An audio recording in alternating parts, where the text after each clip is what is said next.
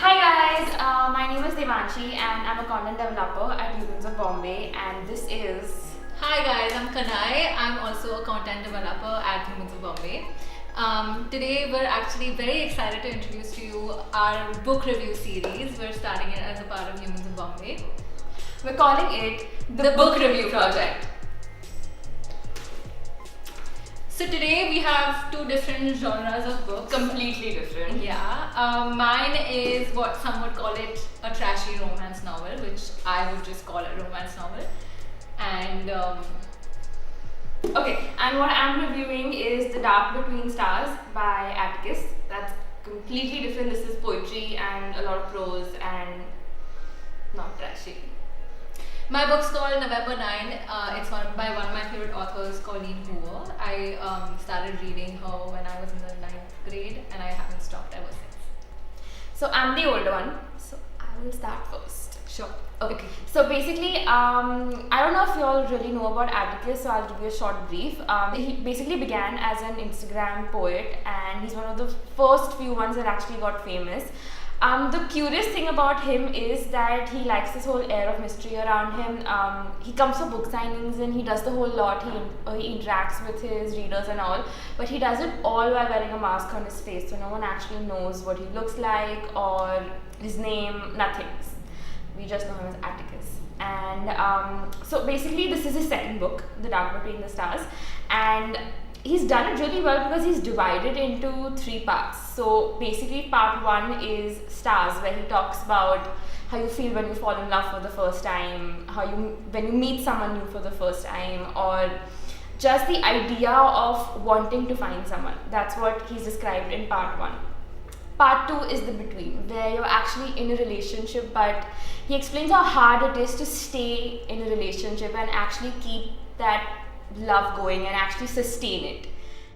Dark is basically the part after the breakup. After you lose that person, what do you go through, the loneliness, how do you fight it, how do you get over that person.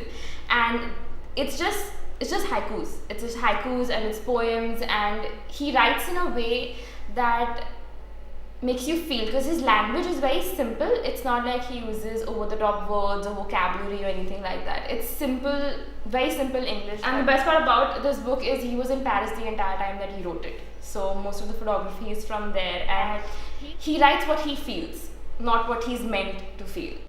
So you made it pretty obvious that you have a huge crush on this guy, and I just want to know if there's one favorite part of the book or one favorite haiku that you have that you want to read out to us. This is very weird. My favorite part of the book is the dedication. Oh wow. Okay, so basically he's dedicated to his mom. He said, "For my mother, for hiding poetry where I'd find it." So I'll read out a haiku. So you can't pick a favorite one. So what I'm going to open a random page and I'm going to read out what's on it because it's going to be awesome. It just is. Okay. She was no one to me on a train in May and everyone to me under the stars in June. Tell me that is not awesome, because My that's God, so awesome. the aggression with which she loves this guy. So my book, November 9, is about, as said on the cover, one specific date, November 9th. It's when the protagonist and his love interest meet every year. Even though they meet one day, like on one day every year, they still pick up their relationship from where it stopped, and it's like that year didn't even happen. Colleen has written it in such a crisp language, is that it's so easy to read, and yet it's so deep, and you feel every single emotion that the character feels in this book. You feel the love, you feel the laughter, you feel the angst, and it's just one thing I search for in a book is butterfly. So, anytime that there's a build-up, or anytime there is, a dialogue between the characters where they're fighting, and this book has it with every chapter. Just to tell you guys a little bit about the story, it's about the 2 characters, Fallon and Ben, and they meet each other in a coffee shop in LA, and they meet each other randomly, but after that, Ben is a writer, and Fallon is about to move across the country, but then every single year they meet up, and every single year they pick it up from where they stopped. So I actually read that book, and I love the quotes to Benton James Kessler. He is the best book hero you can ask for. What's your favorite quote by him? There's a lot of quotes by him, but one thing that I want to read out, in fact, I want to show to the audience. She loved me in quotations. She kissed me in bold. I tried to keep her in all caps. She left me with an ellipsis.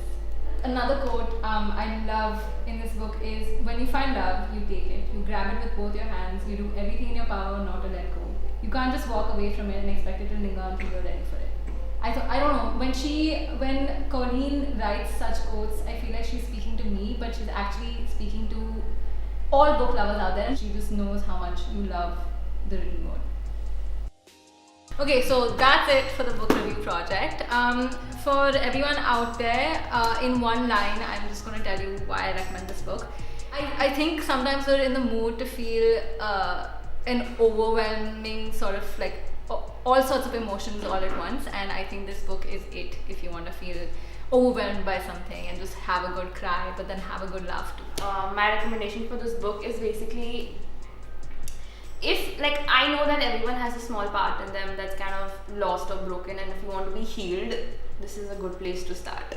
That is deep, bro. And if you're very writer types now, this is perfect for you. Okay guys, that's it for today. Thank you so much for listening to us go on and on about our favorite books, and see you guys next time when we review better books.